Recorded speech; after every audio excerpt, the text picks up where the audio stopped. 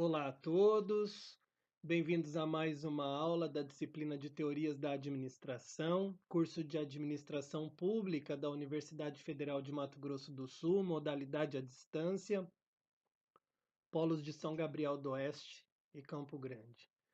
Damos neste momento continuidade, no caso, a apresentação da segunda aula da unidade 2 do nosso livro-texto. De antemão, informo a todos que essa é uma aula bastante curta, bastante objetiva e que é, foi escolha minha, na verdade, fazê-la de forma separada da primeira parte, justamente para que o assunto não ficasse tão maçante. Então, nesse momento, damos continuidade às reflexões, de maneira com que possamos concluir essa segunda unidade, entrando então na nossa terceira unidade, que vai dizer respeito a uma explanação um pouco mais aprofundada sobre o microambiente, o macroambiente, já apresentados na primeira unidade, mas com a inserção aí de um novo espaço chamado ambiente de tarefa. Nosso objetivo da aula de hoje é trazer as principais funções exercidas na organização, e aqui fica uma espécie de dica. Na aula passada, nós tratamos das funções do administrador, né? Trabalhamos a questão do planejamento, organização, liderança, direção e controle. Funções do administrador são diferentes do que se propõe agora, que diz respeito às funções exercidas nas organizações. Ou seja, o que a gente busca e vai apresentar nessa aula está relacionado então aos principais cargos existentes dentro das empresas, das instituições. Então, funções de administrador, o POLDC, não é a mesma coisa do que as funções exercidas nas organizações, que são esses cargos que serão apresentados. E da mesma forma, uma vez que se trata de cargos, é importante que a gente mencione e apresente também algumas das habilidades que são necessárias e são exigidas a esses profissionais que na prestação do seu serviço, do seu trabalho, vão permitir ou vão ter o objetivo de atingir aquilo que foi exposto e determinado nos planos da instituição. Assim, algumas considerações precisam ser feitas a priori, até para que a gente consiga entrar numa linha de raciocínio, e isso faz com que nós desenvolvamos algumas alusões ou considerações com aquilo que já foi visto nos nossos últimos encontros.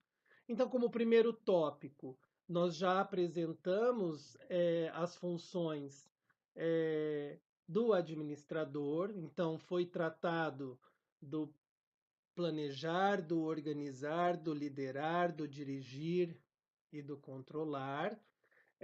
Eu gosto muito de usar o POLDC como se fosse um ciclo em que as ações estão altamente interligadas e relacionadas para que se cumpra, para que se atinja um objetivo. E é esse ciclo que está intimamente relacionada às funções, aos cargos existentes dentro da organização. O POLDC, ele acontece justamente dentro dessas funções existentes na organização. Ele acontece dentro desses cargos existentes que são ocupados por um ou por alguns profissionais.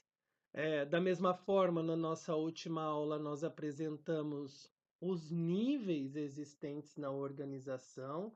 Então, busquem relembrar do aspecto piramidal. Nós trouxemos aquela pirâmide que pudemos, inclusive, dissecá-la, trabalhando cada um dos seus estágios.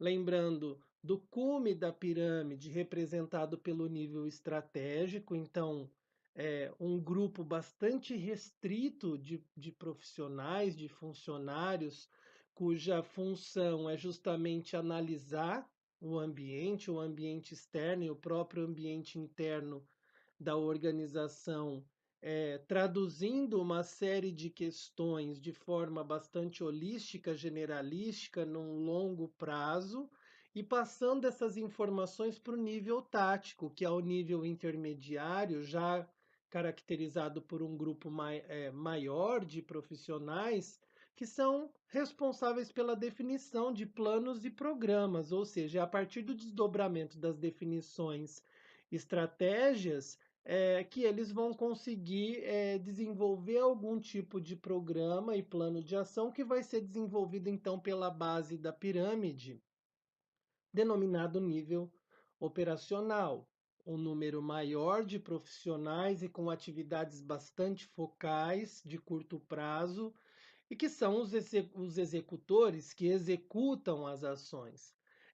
Foi trazido nesse momento essa nomenclatura de nível estratégico, nível tático e nível operacional, justamente pelo fato de que outros dois conceitos são trazidos e que vão representar esses três níveis.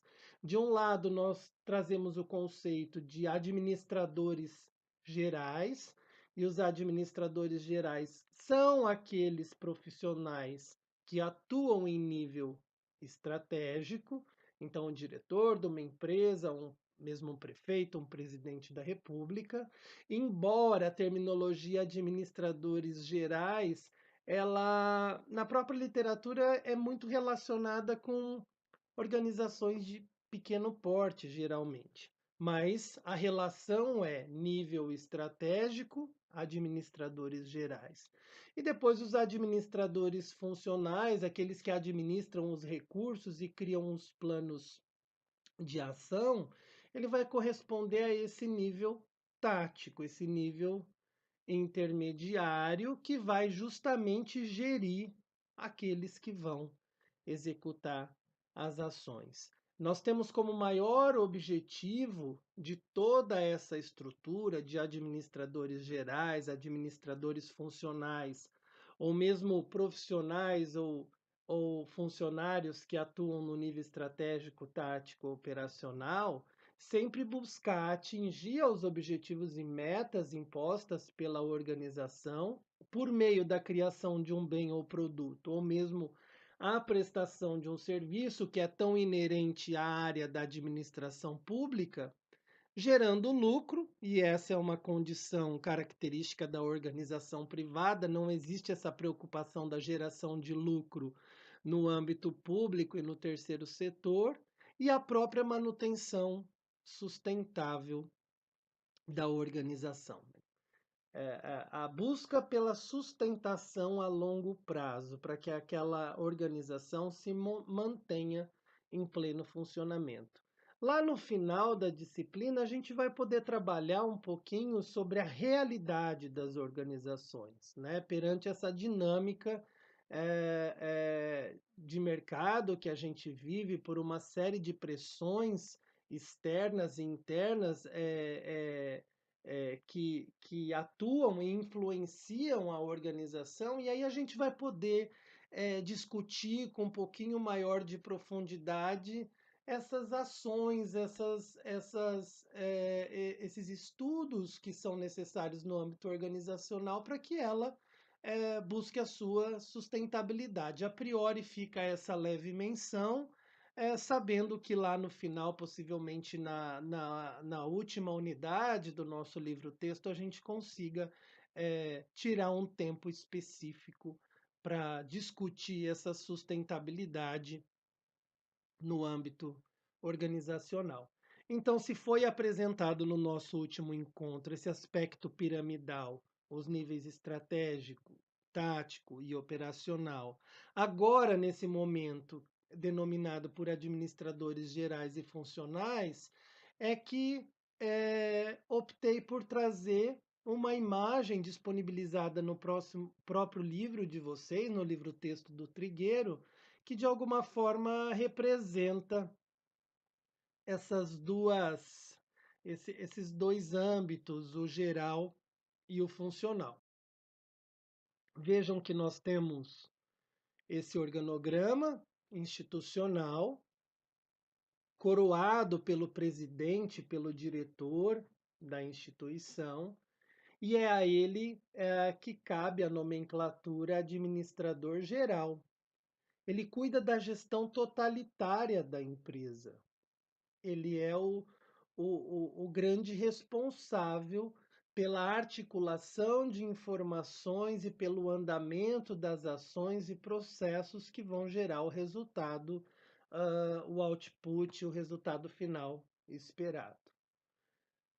No meio, nesse nível mais intermediário, nós temos os administradores funcionais, e aqui se apresenta o gerente de mercadologia, de marketing, o gerente de recursos humanos, o gerente de produção, o gerente de pesquisa e desenvolvimento, o próprio gerente financeiro. E hoje, quando a gente tratar das principais funções das organizações ou dos cargos, a gente vai comentar um pouquinho dessas gerências ou desses cargos, lembrando que eles não são únicos, o universo organizacional é grande, né? Então, não vai ser trazido nesse momento nada sobre logística, nada sobre materiais, justamente porque vocês terão disciplinas no curso específicas que vão poder trabalhar com maior profundidade e afinco essas áreas.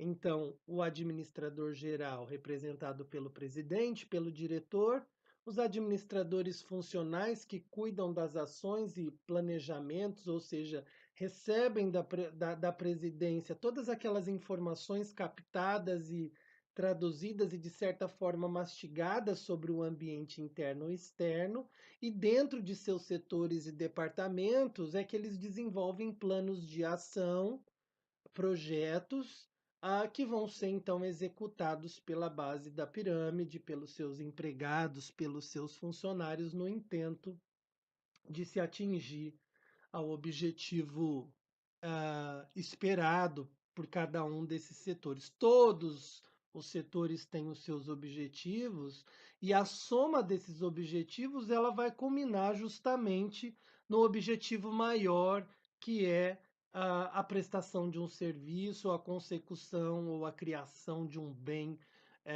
ou produto, ou de alguns, inclusive, já que algumas organizações e instituições não prestam apenas um tipo de serviço, tampouco confeccionam, criam ou desenvolvem apenas um bem ou um produto, mas sim algum. E assim, então, é que se surge a necessidade da existência de algumas funções dentro dessas organizações. E as principais, inclusive apresentadas no organograma do slide anterior, elas já fazem parte do nosso cotidiano e já nos trazem alguma ideia sobre o seu papel. Né? Nós temos como principais funções no âmbito das organizações a área de produção e operações, a área de mercadologia, conhecido por marketing, a área de finanças e orçamento, a área de recursos humanos e gestão de pessoas, dentre todas outras que serão estudadas e vistas no decorrer do curso de vocês, como ainda há pouco mencionei a própria questão de administração de materiais, a questão de logística, etc. Né? Essas funções organizacionais é que estão tão relacionadas, que se relacionam tão intimamente com ah, o planejar, com o organizar, com a questão da liderança, com a questão da direção e controle dos processos administrativos. O que se entende como produção e operação? Vejam que o próprio conceito ele já traz informações importantes, né? A essa área, ou a esse cargo, ou a esse setor, é que cabe a reunião de todos aqueles recursos que vão ser destinados à produção do bem ou do serviço. Esse cargo, ele vai lidar com aquela tríade de recursos que nós já estudamos, né? Que as organizações carecem de pessoas, de materiais e de dinheiro, basicamente. E o setor de produção e operação, ele vai lidar justamente com essa tríade de recursos, reunindo esses recursos de maneira com que eles possam gerar bens e serviços.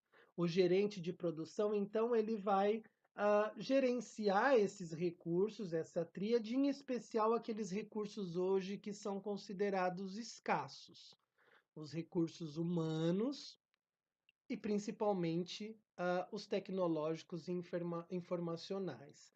Por que recursos humanos escassos? Nós sabemos que existe uma infinidade de pessoas, mas pessoas com habilidades, que é o nosso próprio tema de aula, ou providas de competência, elas ainda são escassas. Então, por isso, o recurso escasso.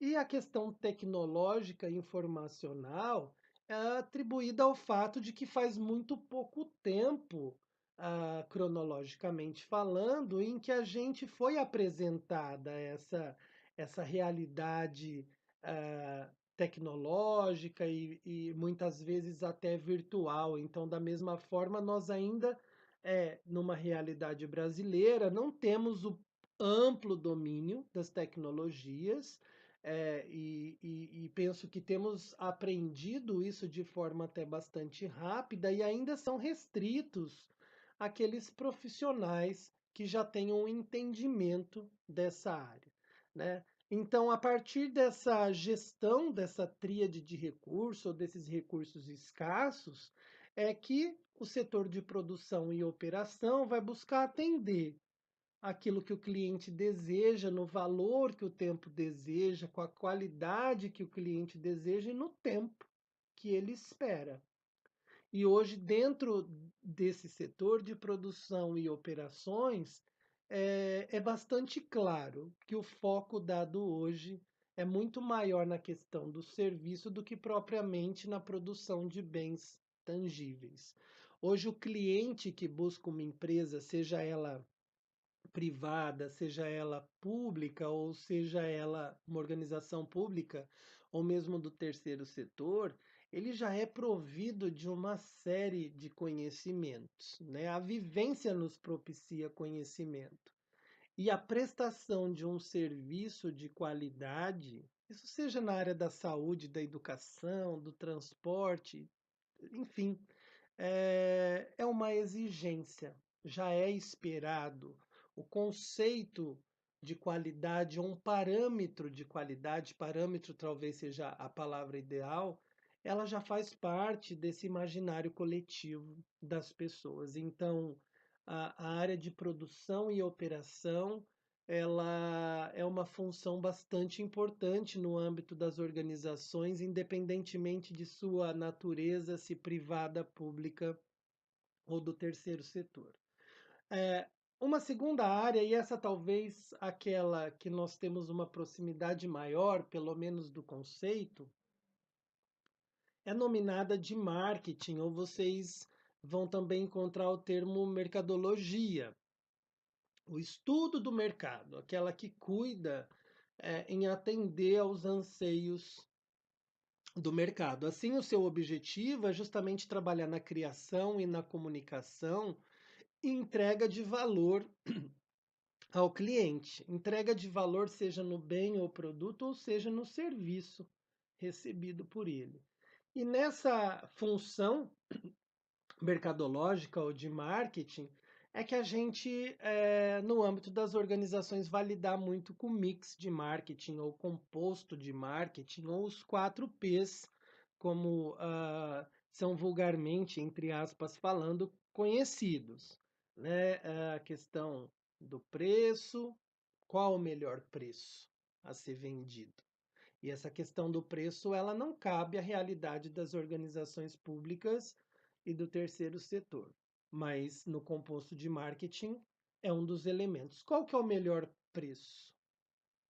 Qual que é o melhor produto ou serviço a ser oferecido? Seria um segundo P. Qual que é a melhor praça? Qual que é o melhor local para oferecer esse produto ou serviço? E o quarto P, qual que é a melhor forma de promover, de promoção desse serviço? Então, preço, praça, produto e promoção dizem respeito ao composto de marketing ou ao mix de marketing. Esse setor, esse departamento, ele traz uma interface muito grande entre ambiente externo e interno. É justamente a partir das pesquisas no ambiente externo que se captam as informações que vão ser trazidas para que o ambiente interno ou a organização consiga, por meio de seus planos e projetos, criar aquilo em que o cliente, que o cidadão busca e espera. Por mais que a gente saiba que um dos objetivos do marketing é justamente trazer a lucratividade para a organização, a gente frisa nesse momento mais uma vez que o lucro não é uma preocupação das organizações públicas e do terceiro setor, o que não significa que esse setor, essa função de marketing não seja importante. Frisamos ainda há pouco da importância do serviço e da expectativa que o cliente, que o cidadão tem, dos parâmetros de qualidade de serviço que ele tem construído em sua mente. Então, o marketing de serviço, a busca por um atendimento personalizado, a busca de um pós-atendimento para conhecer a satisfação desse cliente, desse cidadão, tanto com relação ao atendimento ou com o produto, bem ou serviço que ele adquiriu, é muito importante. Respeitar esse cliente, esse cidadão é importante. Então, o marketing é sim, a função de marketing é perfeitamente cabível no âmbito das organizações, sejam elas públicas, privadas ou do terceiro setor. Esse respeito ao cliente, ao cidadão, é muito importante e é algo que a gente percebe na nossa realidade uma falha muito grande. Muitas vezes nós desistimos ou nos estimulamos como consumidores, ainda que seja algo de direito nosso, justamente por esse aparente descaso e desrespeito para conosco por parte da organização. Uma outra função organizacional diz respeito às finanças e ao orçamento.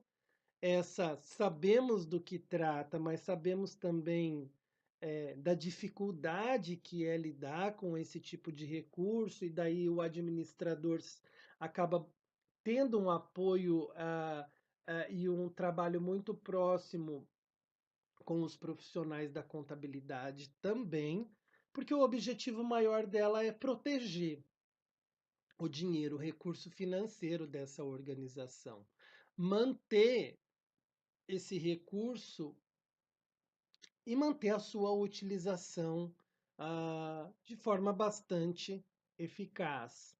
Assim, o setor de finanças e orçamento, ele vai sempre buscar potencializar o retorno do investimento. Então, se eu investir X, em quanto tempo eu vou ter esse investimento de volta? Qual que é a forma de eu ter esse investimento o mais rápido possível?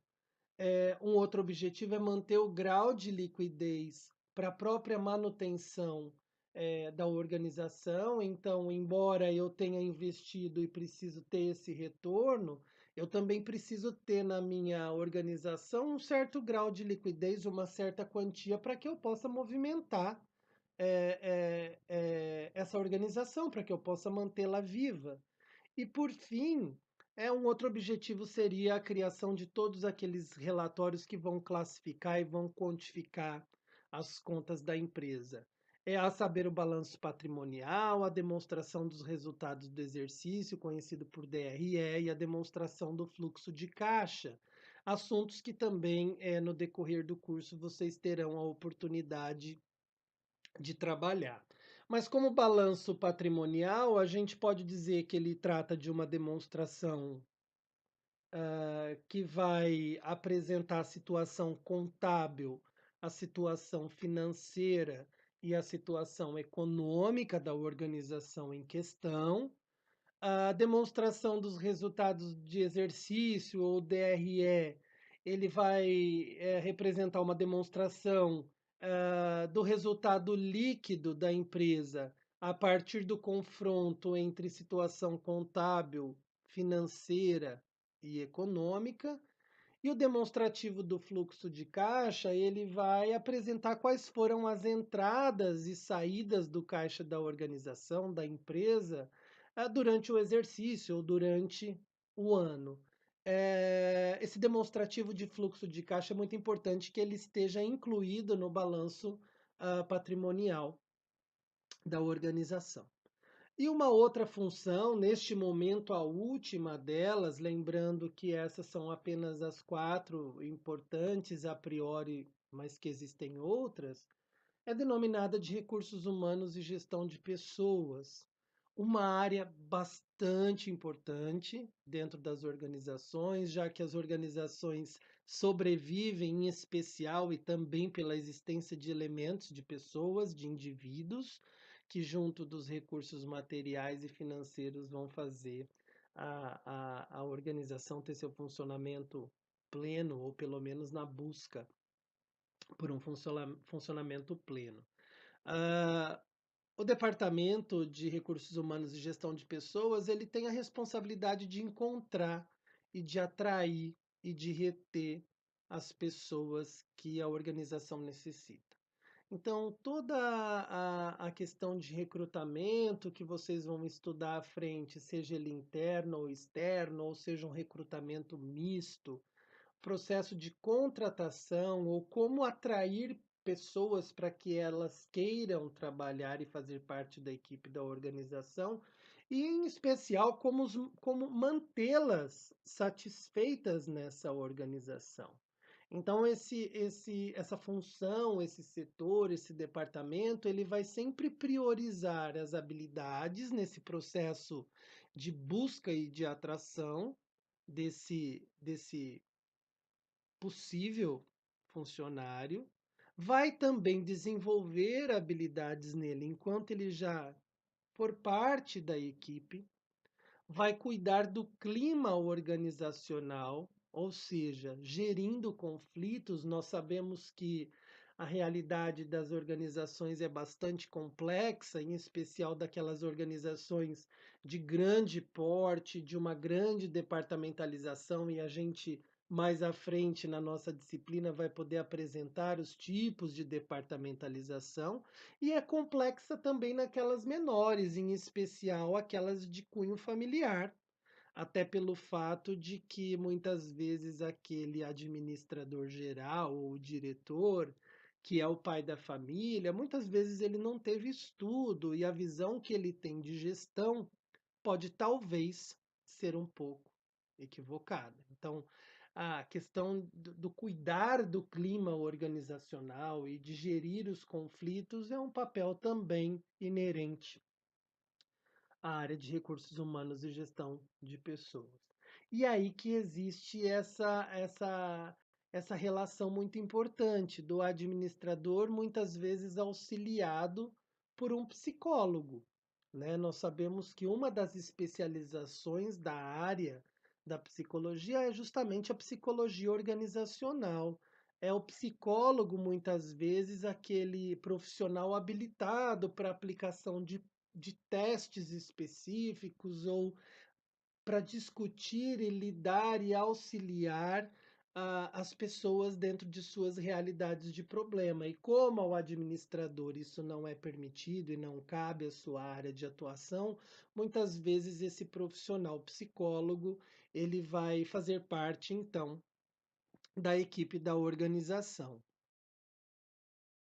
E a partir desse exposto, né, que nós pudemos apresentar pelo menos as principais funções, cargos existentes dentro da organização, a gente começa a relacionar ah, as ações, as atribuições referentes a esses cargos, o que nos permite até uma analogia com a pirâmide.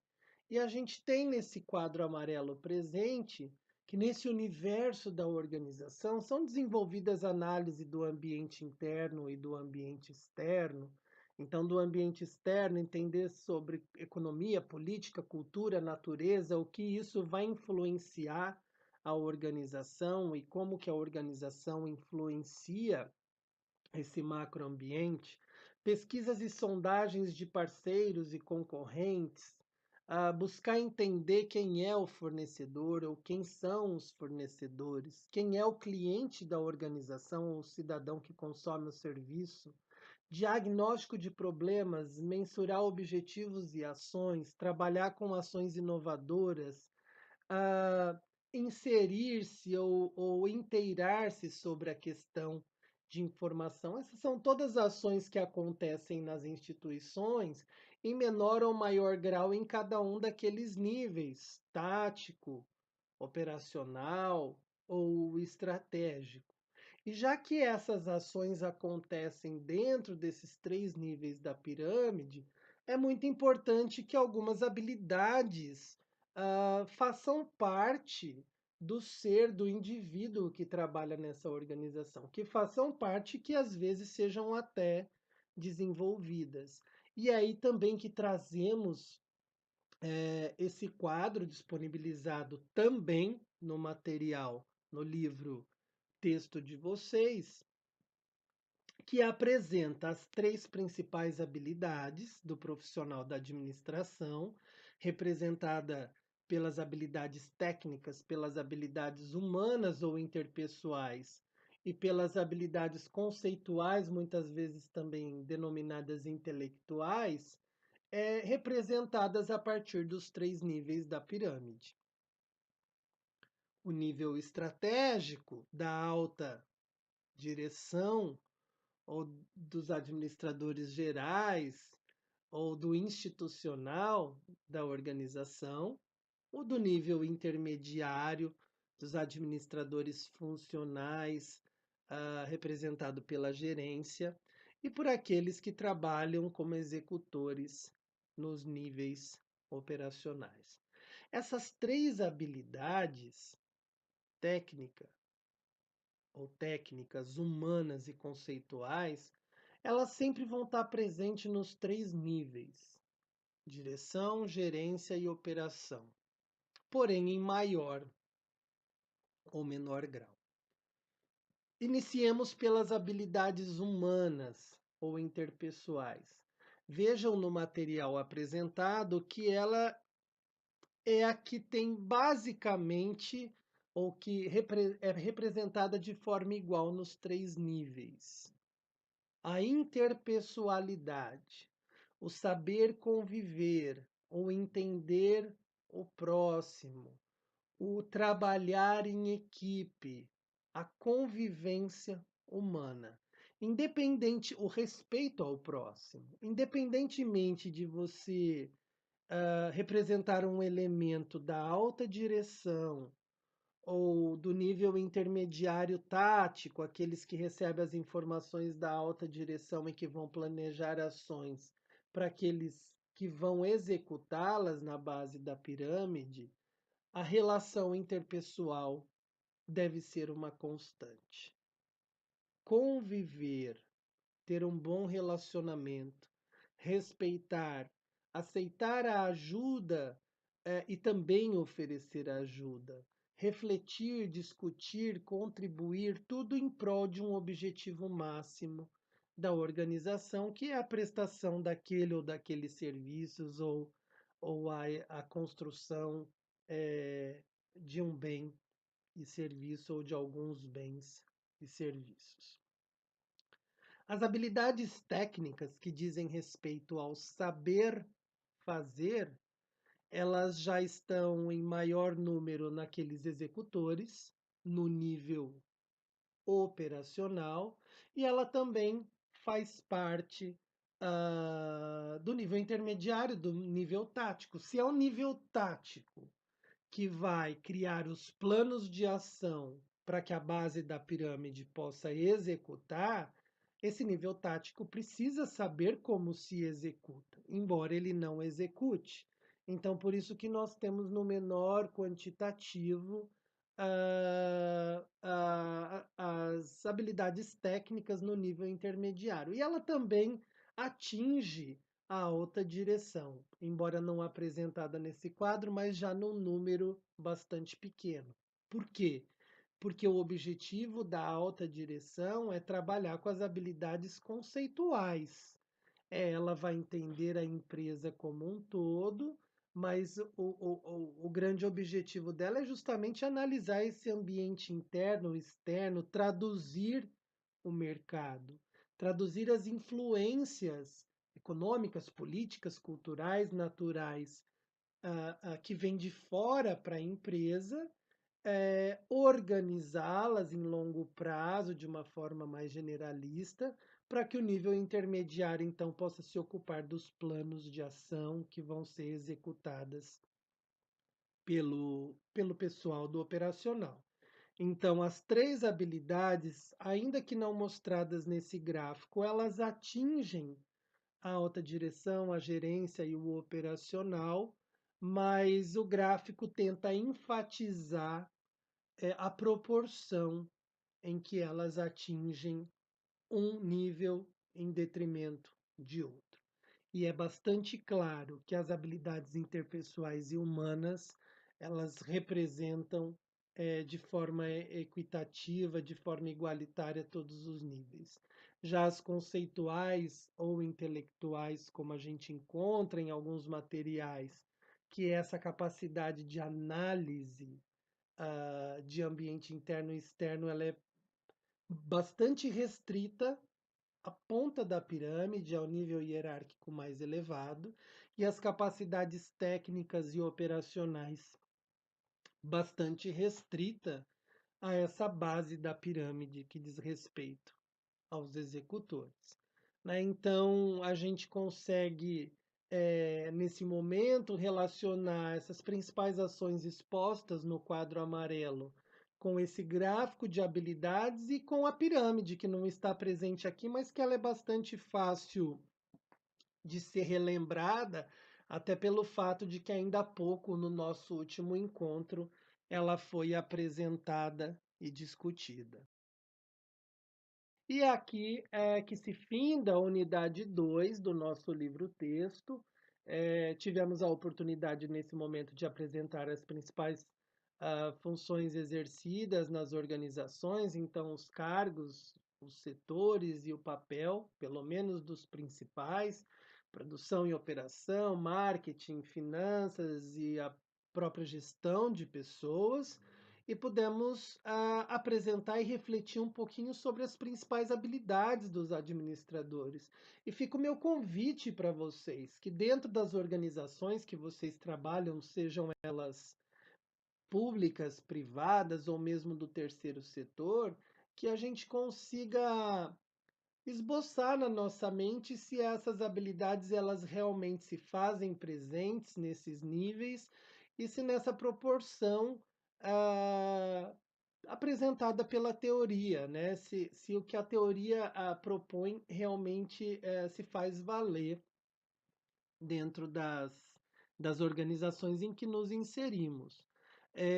Para o nosso próximo encontro, já na aula da unidade 3 do nosso livro-texto, eu já adianto que a gente vai trabalhar justamente com aquela proposta sistêmica de que existe um ambiente chamado de microambiente que representa a organização, que pertence a um ambiente maior chamado de macroambiente, onde se localizam as relações econômicas, culturais, políticas, as próprias questões naturais. Isso, de certa forma, já é apresentado lá atrás, mas agora no momento com uma nova inserção, um outro ambiente intermediário entre esse ambiente interno e o macroambiente, denominado de ambiente de tarefa. e a gente vai poder entender um pouquinho do que é esse ambiente de tarefa, do que ele se compõe e qual o papel dele nessa relação de microambiente e macroambiente. Como referência para essa segunda aula da unidade 2 do livro-texto, é que se apresenta o trigueiro com o material denominado Teorias da Administração 1, que é o nosso material texto, e material esse que representou e que foi utilizado para essa explanação de hoje. Eu agradeço a atenção de todos mais uma vez e nos vemos em breve na nossa próxima lição. Até breve!